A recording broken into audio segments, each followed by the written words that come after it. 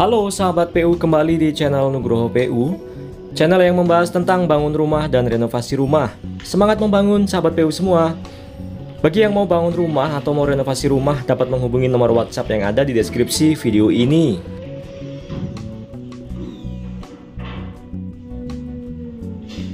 Saat ini saya sedang berada di lokasi proyek renovasi rumah satu lantai yang dijadikan rumah dua lantai.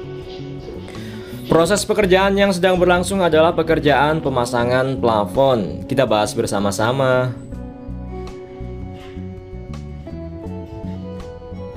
Pekerjaan plafon bisa masuk ketika dinding sudah selesai diplester dan juga diaci.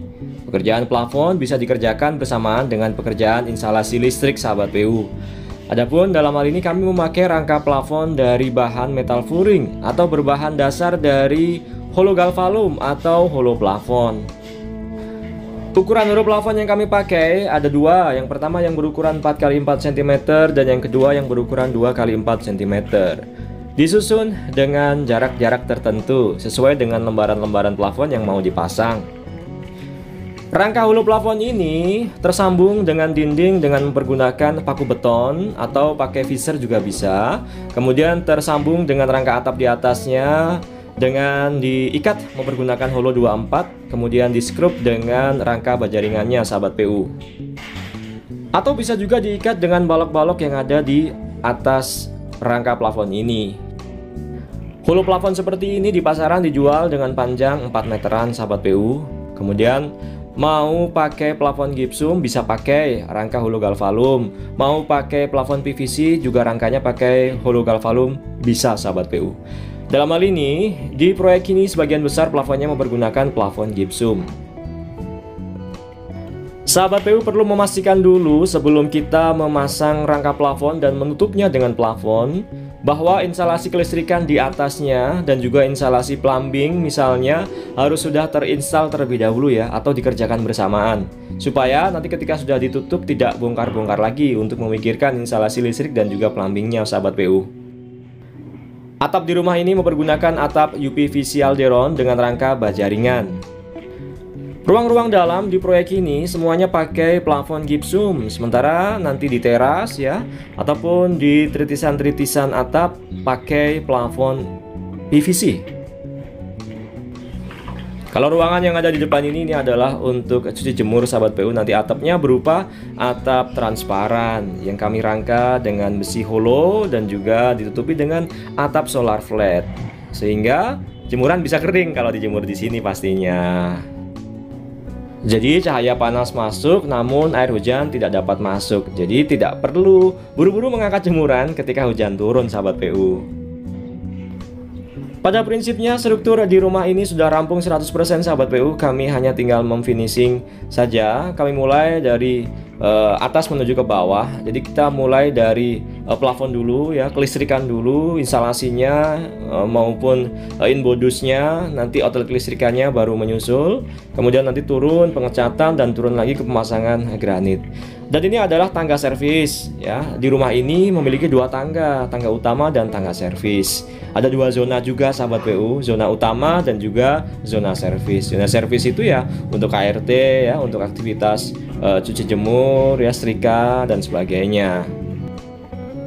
Kemudian untuk kusen pintu dan kusen jendela nanti pakai aluminium, makanya kami buat openingannya terlebih dahulu. Openingan adalah sebuah bukaan dinding yang tujuannya untuk dudukan atau peletakan kusen-kusennya nanti sahabat PU.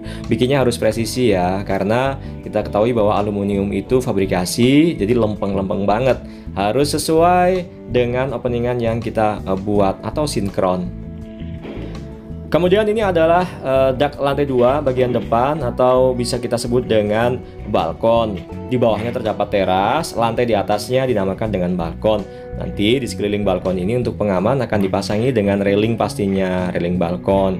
Kemudian ini adalah dinding paling depan di rumah ini. Terdapat beberapa bukaan, nanti peruntukannya untuk jendela-jendela yang menghadap langsung ke depan. Dan ini adalah kanopi beton sahabat PU, terbuat dari struktur plat beton dan juga balok-balok beton. Itu struktur semuanya ya sahabat PU ya. Oke, kita balik ke bahasan plafon. Di dalam rumah ada beberapa model plafon gypsum yang kami terapkan di sini.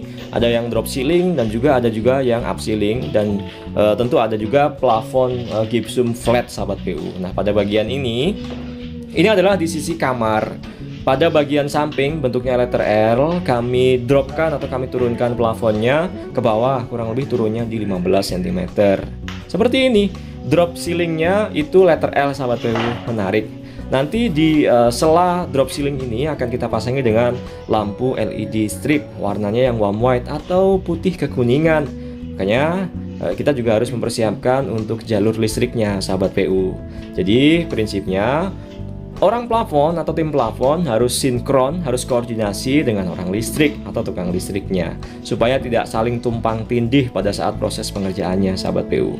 Plafon gypsum ini ya direkatkan ke rangka plafonnya tadi dengan mempergunakan skrup gypsum sahabat PU. Kemudian proses berikutnya, bekas-bekas skrup itu tadi dikompon dengan mempergunakan kompon plafon. Dalam hal ini kami pakai produk dari A+ sahabat PU untuk menutup celah-celah bekas skrup plafon itu tadi, dan juga untuk menutup sambungan antar plafon gypsum sahabat PU. Jadi begitu nanti plafon ini jadi akan terlihat flat sahabat PU, seperti itu. Kompon ya Pak? Terlihat flat itu tadi yang membuat saya pribadi suka dengan plafon gypsum. Yang pertama karena dia mudah dibentuk, kemudian harganya cukup ekonomis, kemudian tampilan kalau jadinya nanti elegan dan monolit atau menyatu dengan dindingnya. Pada saat proses pengecatan, kita pun dapat memakai cat dinding untuk plafon. Begitu juga sebaliknya, cat plafon bisa kita pakai untuk dinding. Karena karakteristik dari gypsum ini sama halnya dengan karakteristik dinding sahabat PU. Namun rekomendasinya untuk gypsum itu catnya tentu cat yang warna putih. Baiknya juga belikan cat yang khusus untuk plafon. Seperti itu. Proses pengomponan ini dilakukan ketika lembaran-lembaran gypsum sudah tertempel pada rangkanya. Dapat dilakukan dengan mempergunakan dua scrap, baik scrap besi maupun scrap plastik seperti ini. Tentu berhubung ini pekerjaan plafon, butuh pijakan di bawahnya, jadi harus dibikin steger-steger terlebih dahulu sahabat PU. Ketika komponnya nanti kering, kita juga bisa menghaluskannya dengan menggunakan amplas. Sembari kalau masih ada yang lubang-lubang atau sambungan-sambungan yang masih belum tertutup, kita bisa kompon lagi. Setelah itu baru masuk ke pekerjaan pengecatan. Yang pertama, cat dulu semuanya. Kemudian ada pekerjaan pengecatan plafon berikutnya sampai warna putihnya benar-benar muncul secara solid sahabat PU, tidak berbayang-bayang. Baik, saya pikir demikian dulu yang dapat saya sampaikan. Sedikit review progres pekerjaan yang sedang kami lakukan di lokasi proyek renovasi rumah satu lantai yang dijadikan rumah dua lantai, terutama bahasan mengenai plafon gypsum. Semoga menginspirasi sahabat PU bagi yang mau bangun rumah atau renovasi rumah. Dapat menghubungi nomor WhatsApp yang ada di deskripsi video ini. Semoga menginspirasi sahabat PU semangat membangun.